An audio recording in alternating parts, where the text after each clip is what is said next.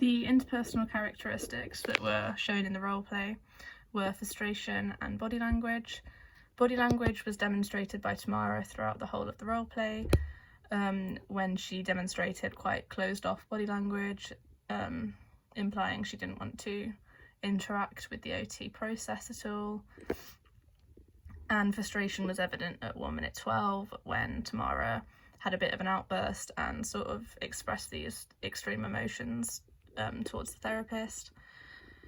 The interpersonal events were resistance and expression of strong emotion. Resistance at 26 seconds when Tamara made it quite clear she didn't want to talk to the OT or answer the questions that she was being asked.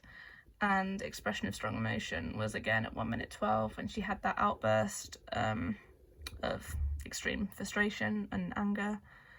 For active listening and responding, the OT encouraged Tamara to expand on the points given at 55 seconds. This was through the use of enrichment questions and sort of hinting for her to elaborate on what she was saying so that the OT could get the full picture. And the OT acted as an emotional buoy at 1 minute 29 when it was quite clear that Tamara was in a very vulnerable position talking about a sensitive topic, and the OT sort of matched that level of emotion in the body language and the way she was talking to Tamara.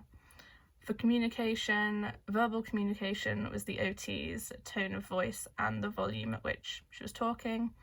This sort of stayed quite neutral, as opposed to Tamara's frustration and anger. And non-verbal communication was the OT making eye contact and nodding her head along with what Tamara was saying to sort of emphasize with her and demonstrate that what she was saying was valid. The empathy mode was evident at 1 minute 29 when the therapist was sort of helping Tamara through those emotions and validating her thoughts and feelings. And the collaboration mode was evident at 1 minute 38 when the OT ensured that Tamara had some input over the decisions made and the interventions. For evaluation, I think that non-verbal communication was evident throughout, and I thought that went quite well during the roleplay. And I also feel like the OT made Tamara feel quite involved in the decision-making process and tried to give her as much control over the situation as possible. And the OT also remained calm throughout. Improvements, I feel like I could have been a bit more empathetic towards Tamara and what she was saying, and maybe worked on that a little bit, as well as using therapeutic silence and allowing more treatment options maybe.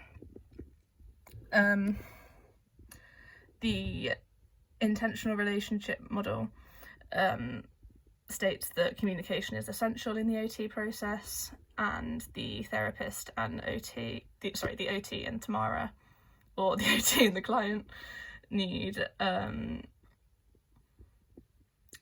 be able to form an effective therapeutic relationship to have the best outcomes of the therapy.